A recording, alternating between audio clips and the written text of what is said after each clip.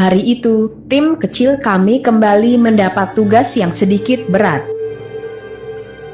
Kami ditugaskan untuk menghalau gerombolan kelompok kriminal bersenjata KKB yang menguasai satu bandara kecil di wilayah pedalaman. Sudah beberapa pekan bandara tersebut tidak berfungsi sama sekali. Sesuai rencana, kami akan berangkat menuju lokasi 2 hari lagi. Kami akan diturunkan melalui helikopter sekitar 20 km sebelum bandara. Saya diberikan selembar peta udara sekitar bandara. Setelah saya analisa, benar sekali. Bandara tersebut diapit oleh 2 perbukitan yang cukup tinggi. Bahkan, sekitar 300 meter sebelum landasan, pesawat akan berada pada posisi yang lebih rendah dari perbukitan. Pada posisi ini, pesawat sangat mudah mendapat serangan tembakan dari KKB. Jarak antara perbukitan dengan landasan juga sangat dekat. Hanya sekitar 200-300 meter saja.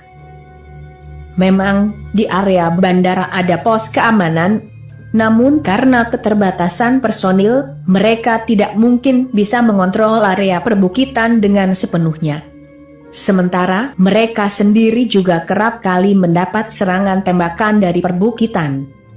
Saya memutar otak untuk menentukan cara yang paling efektif untuk menghadapi KKB yang menguasai area sekitar bandara.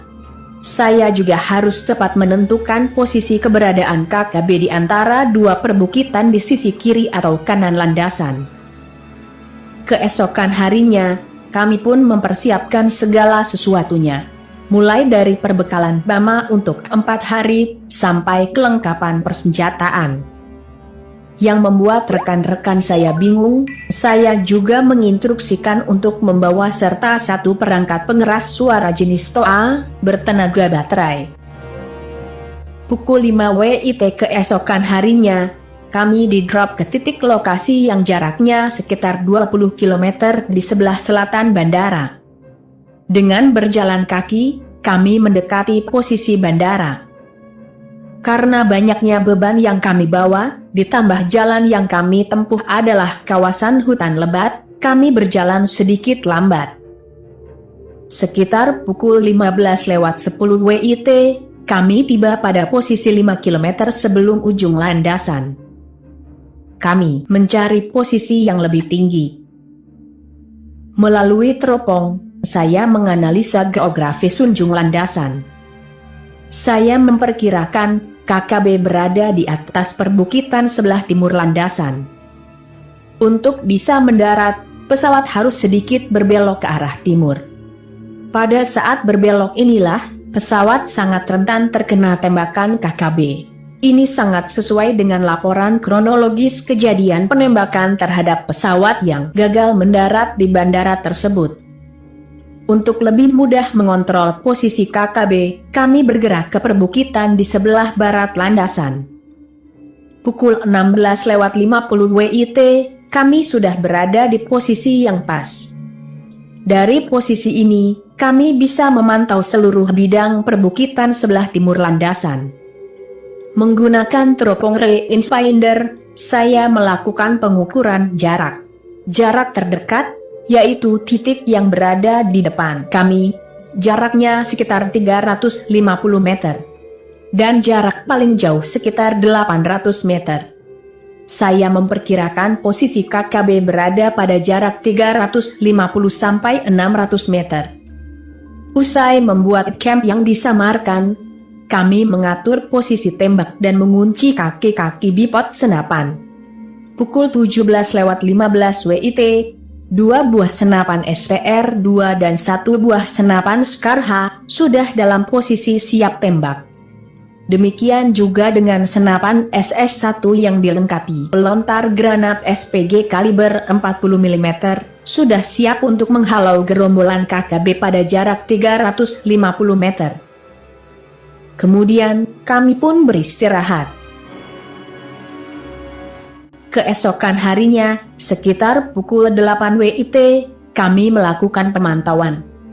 Melalui teropong dan teleskop senapan, setiap jengkal perbukitan di sekitar bandara, kami sisir berulang kali.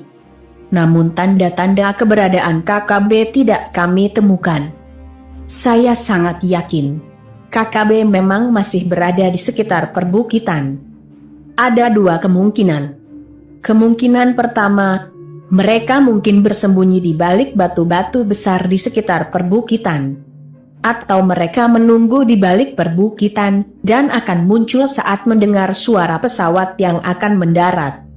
Sampai pukul 12.30 hari, kami belum juga menemukan posisi KKB. Pukul 14.30 WIT, matahari sudah berada di sebelah barat. Permukaan perbukitan sudah terlihat dengan jelas. Tanda-tanda keberadaan KKB belum juga terlihat. Saya pun memutuskan untuk memancing mereka dengan umpan yang murah meriah. Saya mengambil sound system TOA yang kami bawa dan menggantungkannya di ranting pohon. Flash disk yang berisi suara pesawat saya colokkan.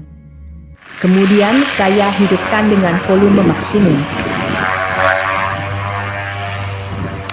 Walau tidak begitu menggelegar, namun suaranya masih bisa terdengar menggema di perbukitan.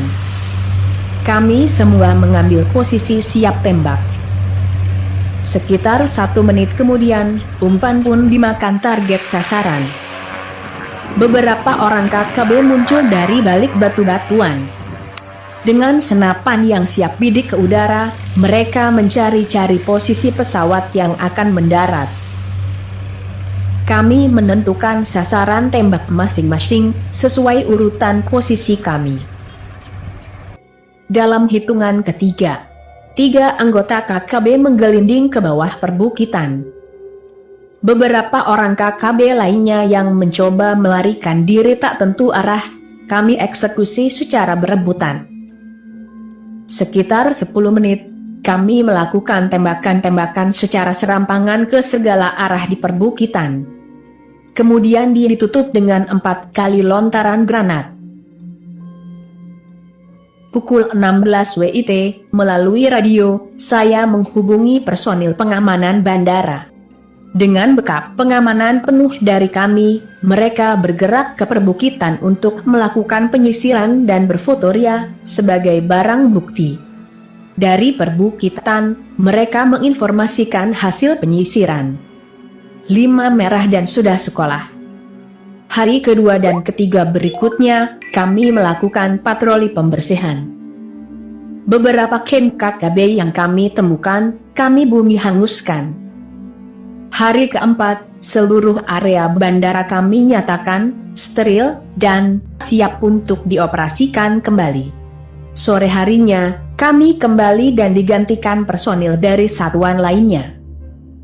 Pukul 20 WIT, kami sudah sampai di pos jaga tempat kami bertugas. Saat beristirahat sambil minum kopi, saya baru sadar. Ternyata pesawat Twin Otter kami tertinggal di ranting pohon.